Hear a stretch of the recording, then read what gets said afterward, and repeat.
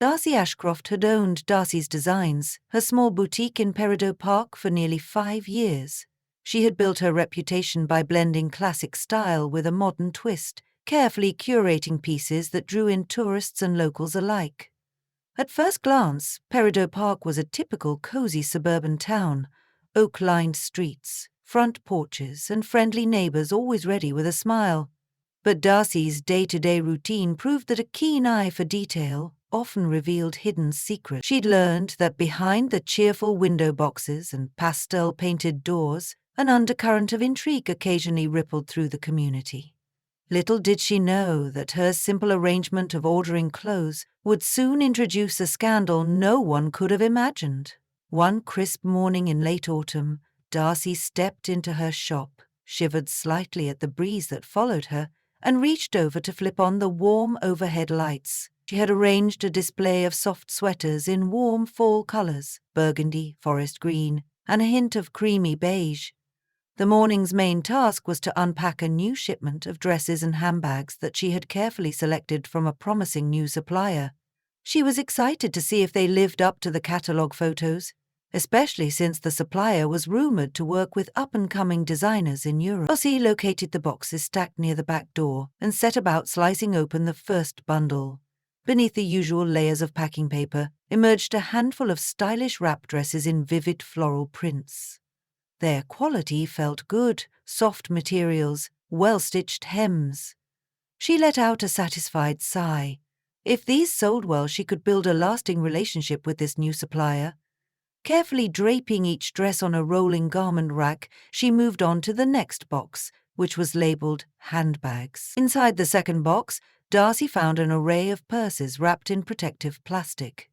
Each one was a different colour: dove grey, midnight blue, delicate rose pink.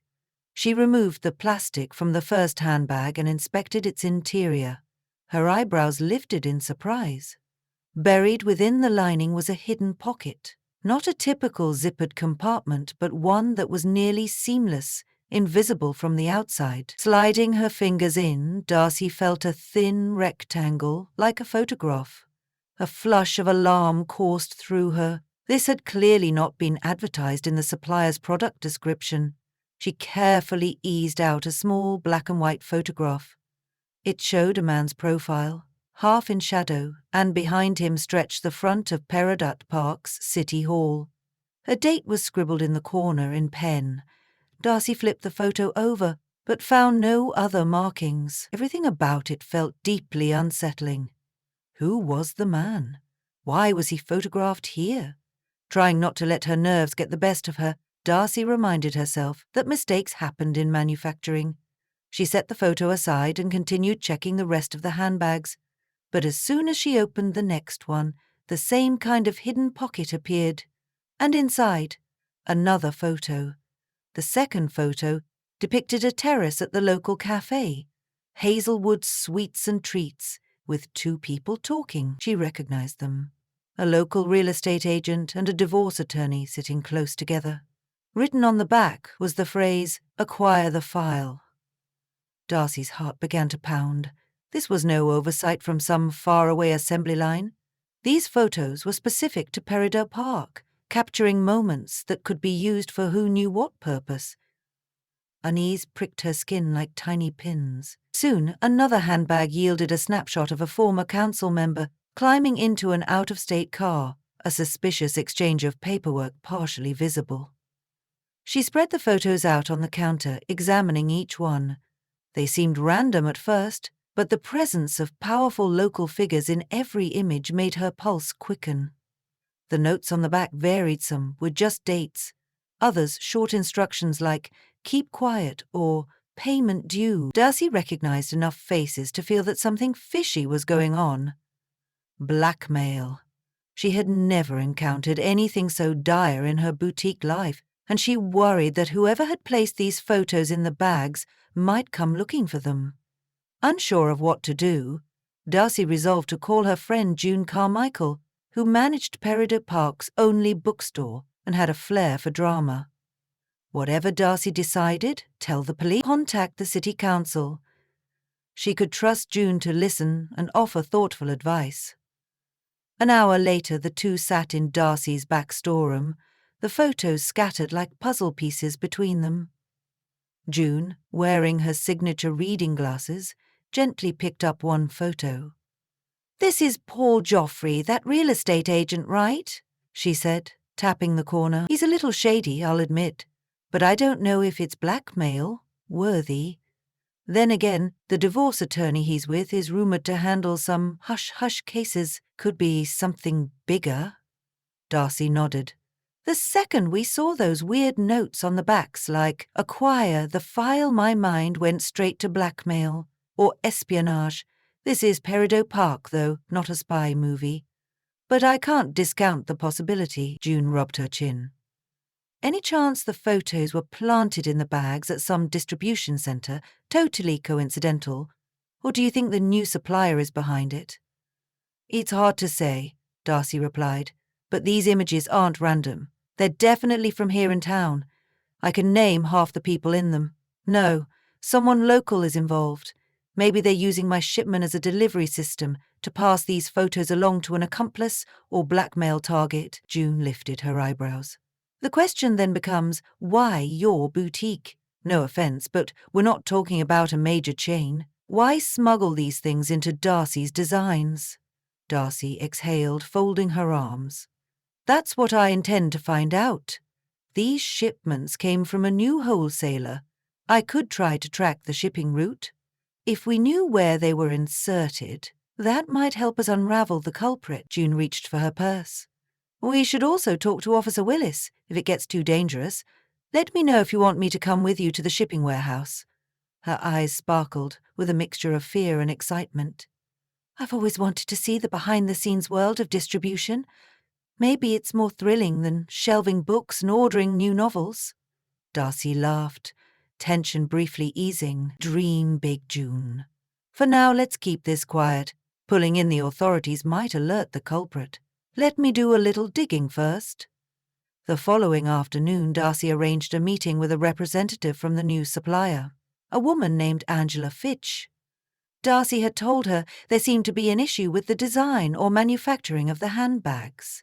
Over the phone, Angela had sounded contrite and assured Darcy she'd look into it immediately. But as Darcy closed the boutique early and drove out to the address Angela had given her, a local distribution center on the outskirts of Peridot Park, she couldn't shake the unsettling feeling in her stomach.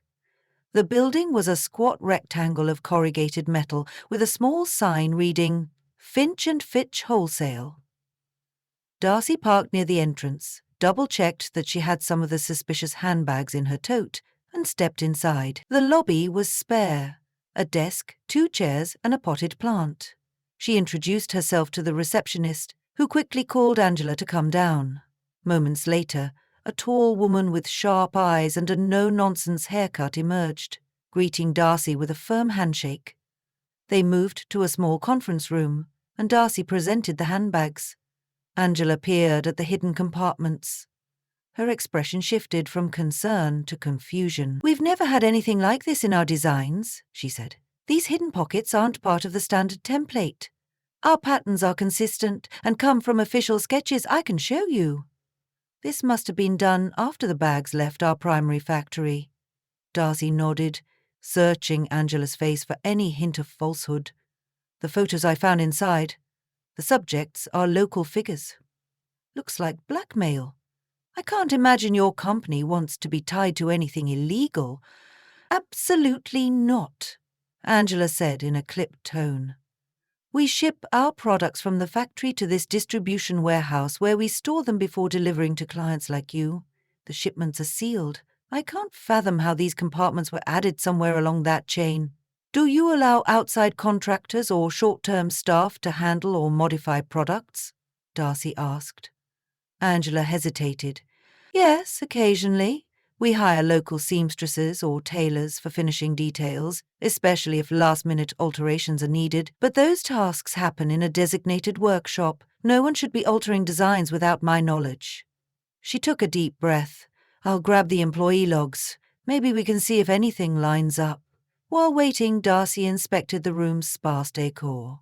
ceiling high shelves of files, shipping manifests, receipts. This was a place of efficiency and order, not clandestine operations. Yet somehow, someone had used these shipments to hide incriminating photos. Angela soon returned with a binder. Together they flipped through the records of employees working the previous 2 weeks. One name stood out to Darcy: Sylvia Markham, a part-time seamstress with a home address in Peridot Park's downtown district. Darcy recognized the name. Sylvia occasionally came into the boutique to browse, but rarely bought anything. She was polite, with a quiet demeanor that made her nearly invisible in conversation. Angela frowned. Sylvia's reliable, at least as far as I know. She's come on board for a handful of minor tasks, finishing hems or adjusting strap lengths, but I never authorize her to make hidden compartments in the handbag linings. Darcy pursed her lips. Something about Sylvia's gentle, unassuming presence made Darcy doubt she was behind it all. But it was a clue. I think I need to talk to her, Darcy said. Let her explain if she can. Angela agreed and gave Darcy Sylvia's phone number. Darcy wasted no time, calling Sylvia from her car. The seamstress answered in a breathy, anxious voice, agreeing to meet at Darcy's Designs after closing. By the time the shop shuttered at 6, Darcy had brewed a pot of chamomile tea in the back room to calm both their nerves. She set out the handbags, photos, and waited. Sylvia arrived, her eyes darting with evident worry. She was in her early 40s, mousy brown hair pulled into a messy bun, and wore a simple button-down top. She glanced at the photos scattered on the table. Angela told me a bit, she said, swallowing hard. I never made those compartments, I swear. Darcy nodded gently. I believe you, but you still might have seen or heard something. Did anyone else have access to these bags? Someone who wasn't official staff? Sylvia twisted her hands in her lap. Yes, well, not that I should say so. There's a room at Finch and Fitch where I work on the garments, but they started letting another person use that space after hours about a month ago. I didn't know the reason. I only met him once. He said his name was Harold. He claimed to be a quality inspector.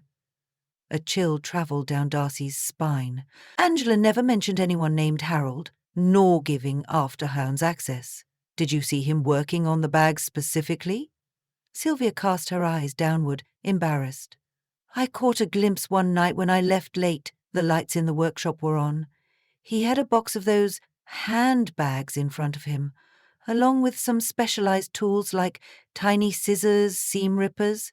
I thought it was part of the standard inspection, but now I realize he was probably altering them. Darcy's mind whirled. So there was a rogue employee, or possibly an intruder, working with inside help. And you're sure he introduced himself as Harold? Yes, Sylvia whispered. He's middle-aged, tall, greyish hair around his temples, wore wire-rimmed glasses. A memory clicked for Darcy. She recalled a man matching that description in one of the black-and-white photos.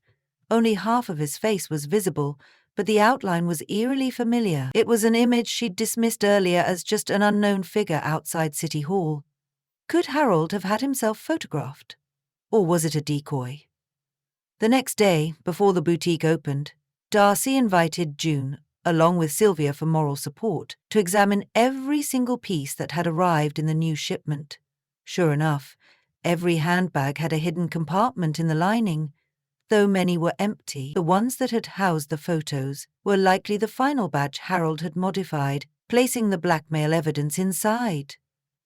Darcy's mind buzzed with questions. Who was blackmailing whom? And why deposit these photos in Darcy's inventory?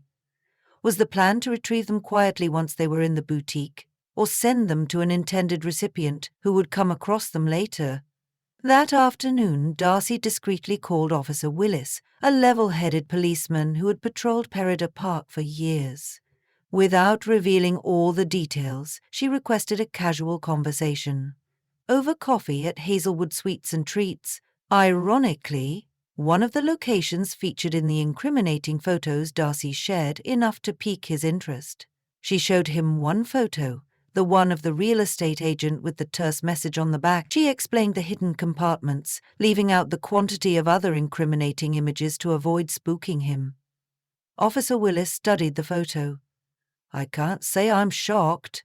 We've had rumors of under-the-table dealings in town, but slipping photos into handbags? That's a new one." He glanced at Darcy. "You're sure nobody else has been in your stockroom?" "I keep it locked, except when I'm there," she said. "But if the culprit needed to retrieve them, maybe they planned to do so during a normal shopping transaction. Or they might threaten me for them, at some point. But if they wanted that, wouldn't they have made contact already?" Willis pursed his lips. "I'll do some discreet checking. Let me warn you, though. Be careful.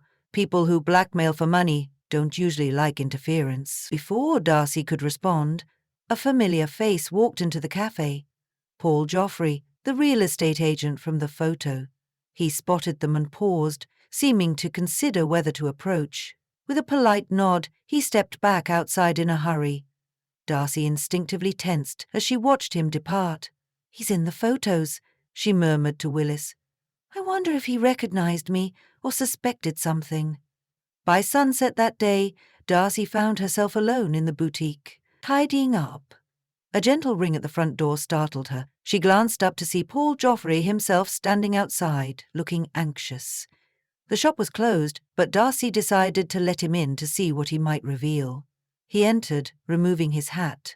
"Miss Ashcroft, I apologize for dropping by after hours," he said, voice low. "I need to ask you a strange question. Have you recently come across any photos involving me, perhaps in some new merchandise?" Darcy's heart hammered, but she tried to keep calm. "Why do you ask, Mr. Joffrey?" He ran a hand through his short hair. I was warned I might find certain incriminating things, and I heard rumors that your new supplier had an odd shipment. Look, I'm not a criminal, I swear, but I may have done something. Well, if those photos fall into the wrong hands, people might assume I'm involved in a scheme." Darcy studied him. He seemed genuine, terrified even. "You were seen meeting with a divorce attorney. Those are the photos, right? With a note about acquiring a file?" Paul rubbed his face. "Yes, that's it. My wife and I are separating. I wanted to keep it private, especially with the property deals I have on the line. It could ruin my reputation, cause financial harm. I suspect the attorney, or maybe someone connected to the divorces I handle, is blackmailing me. They want money to keep this confidential." Darcy frowned. "But you're not the only subject of these photos. There are others, city council members, a retired judge, even a policeman's sister. The quality is the same, the angle's discreet. It's a wide net." Paul's eyes widened. "So it's bigger than I realized." He swallowed. "I can't risk scandal. I was told to meet someone at the Redwood Motel tomorrow. Bring a payment. Then they'd return the negatives or the digital originals or whatever they have. But if you have the pictures—" He trailed off, clearly torn about how deeply he wanted to involve Darcy. At length, Darcy realized if she wanted to end this scheme, she needed to lure out the blackmailer. The Redwood Motel meeting might be the only chance to corner them, especially if it was Harold. Making her decision, she gently squeezed Paul's shoulder. "I'll help you, but we need to be careful." The next evening found Darcy and Paul parked discreetly near the Redwood Motel's side entrance. It was a run-down, nondescript place on the edge of town. Large neon letters buzzed overhead. April rain spattered the windshield. In the back seat was a box that appeared to be full of cash, actually stuffed with old receipts under a thin layer of money, a small decoy in case the blackmailer demanded to see the payment. Paul fidgeted with his collar while Darcy scanned the motel windows. "Room 12, Paul muttered. "I'm supposed to knock at exactly 6 o'clock and hand over the bag without asking any questions. Then they'd confirm the location of the rest of the photos." He paused, eyes pleading. "You're sure we should do this alone?" Darcy nodded, though apprehension weighed on her. She'd told Officer Willis, and he promised to remain close by, out of sight, in case things went sideways. Darcy had also asked June to remain at a nearby diner for backup. She inhaled and exhaled slowly, then nodded at Paul. "Let's go." They walked to room 12. The door opened a crack at their knock, revealing a shadowy figure. Paul took a step forward. "I have what you asked for." Darcy stood just behind him. The figure beckoned them inside. The blinds were closed, the TV muted. The single overhead light revealed the man's features, tall, with grey around his temples. Harold. His wire-rimmed glasses glinted in the light. "I told you to come alone," Harold growled, eyeing Darcy. "Who's this?" Paul cleared his throat. "She has the photos. We're making the whole exchange easier, yes?" "I only need the money," Harold said, narrowing his eyes at Darcy. He reached for the box. "And the pictures." Darcy clasped her purse, which contained a folder of a few incriminating prints. She took a careful step forward. "We know you altered shipments at Finch and Fitch," she said, voice steady. "Why smuggle these photos? Why not just deal with your targets directly?" Harold's mouth twitched in annoyance. "Because I needed a covert method to move evidence. The arrangement was to have the right people pick up their blackmail letters or photos once they realized which boutique had them. But the plan got complicated when you discovered them." Paul set the box on the table, opening the lid just a fraction so the money was visible. "You have more photos, ones that could cost me dearly. We want them." Harold jerked his head at Darcy. "Hand over what you have first." Darcy pulled out the small folder. "This is a fraction. The rest is somewhere safe. If you don't keep your word, I'll go public with everything." For a moment, she worried Harold would lash out. Instead, a sly grin curved his lips. "You're bluffing. But fine. Let's finalize things quickly." He extended a hand toward the folder, but Darcy held it tight. "Wait, we want your stash first," she said. In that tense moment, footsteps rushed just outside the door. Officer Willis burst into the room, gun holstered but ready, and behind him trailed two uniformed officers. Harold jolted, stepping back. Darcy exhaled in relief as Willis announced himself, quickly grabbing Harold's arms, restraining him. The look of betrayal on Harold's face was stark. Where did you come from?" Harold spat, struggling. The additional officers searched his pockets, pulling out a USB flash drive. "The rest of the photos are on there," one of them reported. Willis nodded at Darcy. "Nicely done." He looked to Harold. "We'll be bringing you in for questioning. We've traced a handful of suspicious bank transfers to your account, courtesy of some terrified individuals in town already paying you off." Darcy's heart pounded with adrenaline, but she felt gratitude wash over her. The worst was over. Harold would be charged with extortion, blackmail, and all manner of associated crimes. It came as no surprise that he had approached Angela's distribution center under false pretenses, forging documents to gain after-hours access and modify the shipments. In doing so, he had risked exposing half the town's secrets to line his own pockets.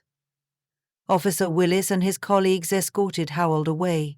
Paul dropped into a chair, head in his hands, relief and lingering dread mixing on his face. "Thank you, Miss Ashcroft. Now I can handle my personal affairs without that cloud over my head." Darcy placed a reassuring hand on his shoulder. "Focus on doing the right thing for your family and your clients. Everything else will sort itself out." The next morning, June and Sylvia joined Darcy in the boutique. Though the tension hovered in the air, Darcy felt a renewed sense of purpose. She told them about Harold's arrest. Sylvia shuddered at the realization she had unknowingly shared space with such a criminal. "I guess it shows we never really know who might be involved in underhanded schemes," she said, sipping a cup of Darcy's tea. June clicked her tongue. "Still, what a relief. The local rumour mill will have a field day." Darcy managed a wry smile as she tidied a display of dresses. "Certainly, but at least the blackmailing has been stopped. Or so we hope. Officer Willis says Harold confessed to working alone." June nodded, then glanced around the shop. "Your boutique might see more customers once this story circulates. People will flock here to see the place with the secret compartments. Strange how a scandal can spark business. Darcy rolled her eyes affectionately. I'd prefer to keep my store known for fashion, not crime, but we'll take it in stride, June grinned, pulling her close in a comforting side hug. I think we can all do with a celebration. How about this? Once everything calms down, we invite Angela Fitch, Sylvia, and Officer Willis for a little get-together. Snacks, some bubbly. We celebrate justice, new beginnings, and maybe the arrival of a fresh inventory. One that's hopefully free of hidden photos. The idea warmed Darcy's heart. She gazed around at her cozy shop, relieved that the crisis was on its way to closure. Yes, let's do that. We'll finally have something to smile about, no compartments required. And so, life in Peridot Park drifted back toward its routine charm. The sun glinted off shop windows, neighbors strolled along the tree-lined sidewalks, and Darcy's designs remained a cozy haven of chic clothing and friendly faces. If the events of the last few days had taught Darcy anything, it was that secrets could hide behind even the most innocent of exteriors. But it also reminded her that honesty, friendship, and a determined spirit could outshine the dark corners people tried to conceal. She felt a renewed confidence that, come what may, she and her community would always be ready to face mysteries with warmth, compassion, and just a dash of daring.